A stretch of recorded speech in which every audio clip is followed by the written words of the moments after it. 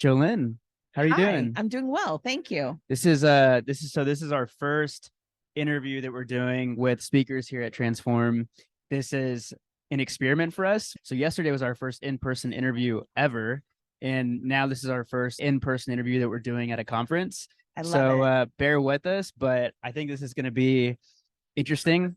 I think so. And I'm gonna have to figure out what to do with all of this in post production, but it's gonna be a fun It's going to be challenge. fun. It's going to be fun. And if people could see on the other side, what I love about this is that we're in the heart of the action. Yeah. Like, literally, we are on the event floor. It's all happening here. Like, you're in the moment. So it's Yeah, like fantastic. there's people walking by nonstop. Absolutely. It's really Absolutely. cool. It's great. It's perfect. So usually we start with good news stories in our normal interviews, but I'm gonna switch it up a bit, and I haven't even consulted Steven on this, but I'm gonna keep it super open-ended. What's giving you energy right now? What's giving me energy right now is possibilities. I just continue to feel like we are in the change transformation moment. I mean, if we look at everything happening from a macro and a micro perspective, on one hand, it can be overwhelming. We're still feeling the impacts of a pandemic. We're still looking at an economic crisis and sort of asking ourselves, are we in the verge of a recession? Yes or no? We're still looking at so many trends happening across an organization. We're still looking at what are the impacts of mental health? We're still looking at education and achievement gaps. We're just looking at so much that could feel very overwhelming from a macro perspective. On the other hand, I really do feel like crisis momentum brings transformation. And I think we are unlocked and disrupted in a way that we've never been before. And therefore, it gives us permission to think differently about what is possible for work, what is possible for talent, what is possible for organizations. How can we be more inclusive? How can we address some of the emerging needs of an organization? How can we attract and recruit and develop talent differently? How can employers show up into a space where there's opportunity in ways that even our governments aren't showing up? So I just think I'm really excited by the possibilities and really trying to meet the needs of the moment and thinking about organizations that do meet the needs of the moment. They're the ones that are going to be most competitive from a talent perspective. They're the ones that are going to win. And I'm kind of competitive, so I love to win. So I'm really excited about that. That's the escape velocity that I always talk about. The companies that are capitalizing on this change and are making the investments, the right investments, not just the cosmetic investments, are going to get so far ahead that 5 years from now, people are going to be wondering, like, why can't we keep up? Why can't we attract the talent? But so I love the energy and I love everything you just shared. I just have to make sure that we slip in here that Allison Baum-Gates, whenever we had her on the show, we ask everybody the question, who would you recommend that we have on next? And you were one of her recommendations. So. Listen, I love you. Thank you so much. It's really nice. So we're glad that you're sitting here. So my first question for you is, what is the focus of your session at Transform? Really excited about my session at Transform because it came together from talking to Samara, the co-founder of Transform, and really just thinking about how impact and people and purpose was coming together. I have responsibility across my team for not only people, but also sustainability and philanthropy and corporate responsibility and some of these other functions. And you think about, does that really belong in the people space? And it totally does, because those are where people are creating impact. They're where the opportunity to think about the outside in point of view comes together. And so we started brainstorming around this session of how do you bring purpose and impact and people together? And so the name of the session is Cultivating a Culture of Inspiration. And how do you do that in an organization? And my co-panelists are individuals who equally have responsibility for sustainability and people. And we had this really great conversation in preparation for it, just thinking about exactly that. And so it's going to be great. And so one of the topics, and in fact, it came up in Allison's session earlier, was, how did they put it? Future or fad? And the way we've been asking the question is, of all the amazing change that was, in my view, a buildup pre-pandemic, like this was already under stress and being, looked at, the pandemic just accelerated the Yes. change.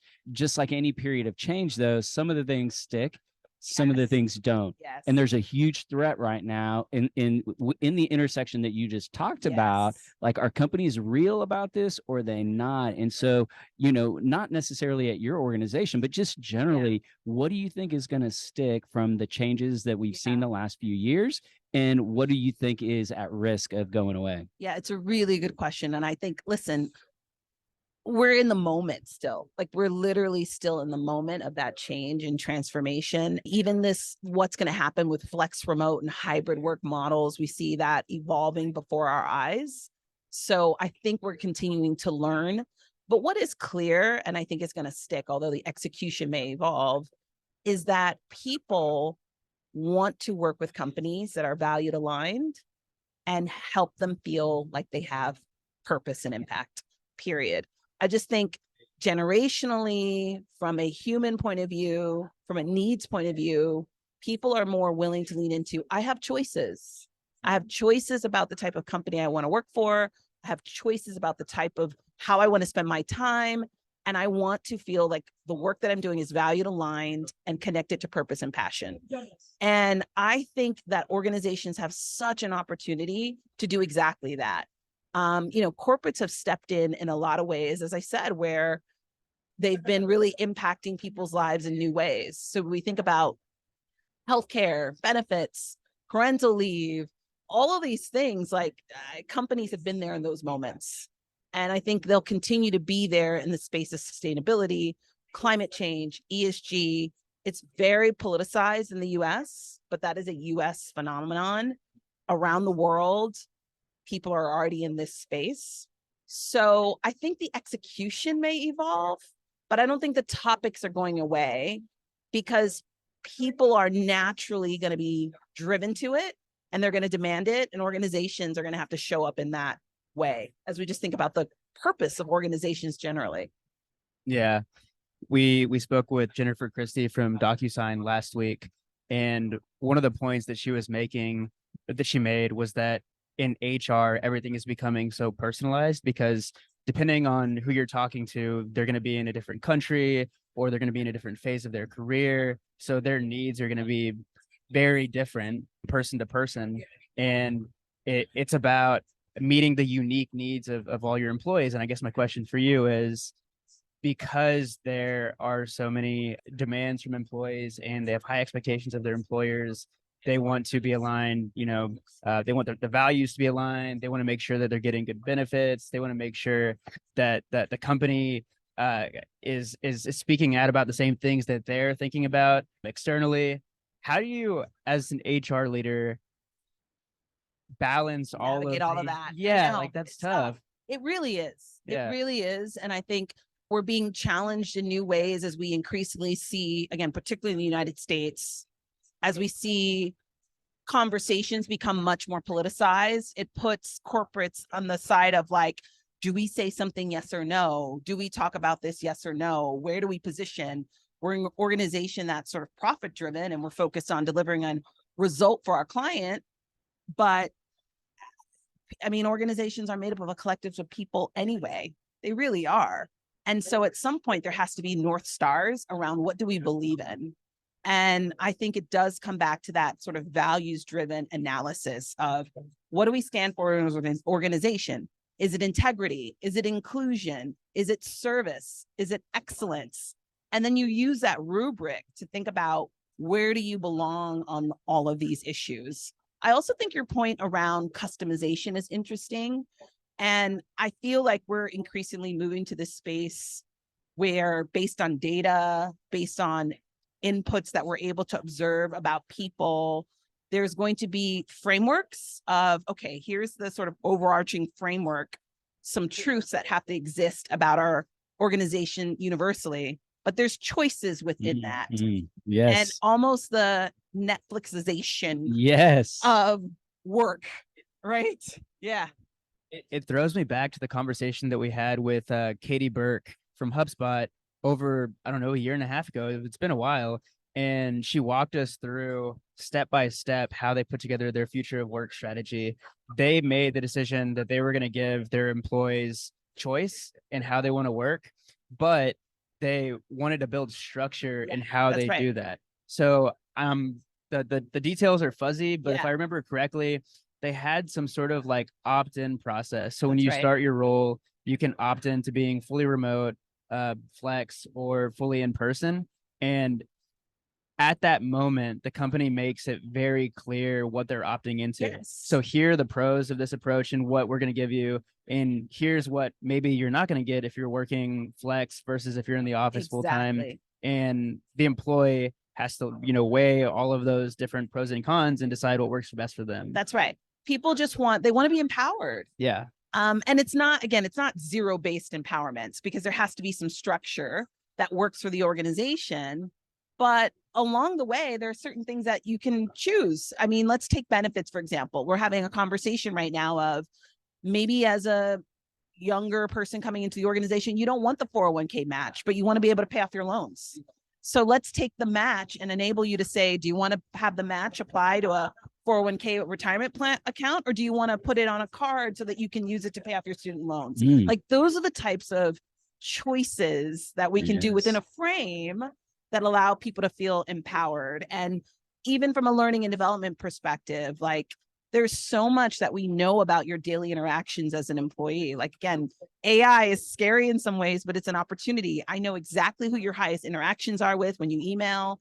I know the type of work that you're working on. I know where you might be slower to respond. I know where you may have missed an opportunity or assignment. So can I customize learning to you? Can I customize nudges? Can I say, you've reached this point in your career, you're probably thinking about these things. How do I show up with what your needs are?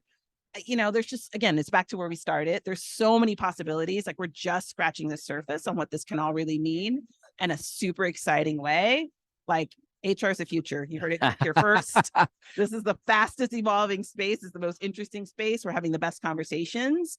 And it's fantastic that you guys are bringing together people in this way to be able to just bring awareness to the importance of the work and conversations we're having in this space. Love it. And I feel like we're just scratching the surface on this conversation. But as Daniel said, this is going to be a different format, a shorter format.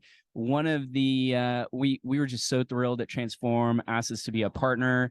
And the main reason is, when you come to events like this, there's so many amazing speakers, and there's only one me. I can only go to one event, and I can't see and experience what all the other speakers that I want to hear and listen to have to say. So one of the ideas we have is our next question is helping to scale that a little bit for the conference. Okay. So my next question for you, if there is one thing you want people to take away from your session, one thing, what would that be? What do you want people leaving with? And if you want to create, if there should be a buzz around your session, what is it and why? Action and passion. Action and passion. I think sometimes people think they have to have a certain title, a certain role, a certain level of permission to make a difference and make impact. And I think small change can lead to bigger outcomes. So there's so much opportunity in the world, and there's a lot of topics that people just feel deeply about. They feel deeply about inclusion and diversity. They feel deeply about climate change and sustainability. They feel deeply about economic empowerment. They feel deeply about creating connected communities. They feel deeply about mental health. They're experiencing these things personally. And I think sometimes people are in their seats waiting for permission to be a catalyst of change within their organization. And I want people to walk away with, there is space in their everyday work to make impact on these topics. And not only should you feel empowered to sort of think about, what can I do? The world demands that you do that.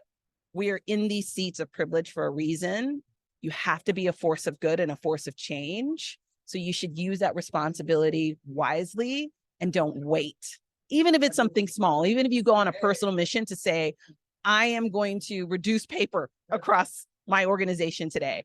I'm going to think about how we can bring more water bottles to the organization so we're using less plastic.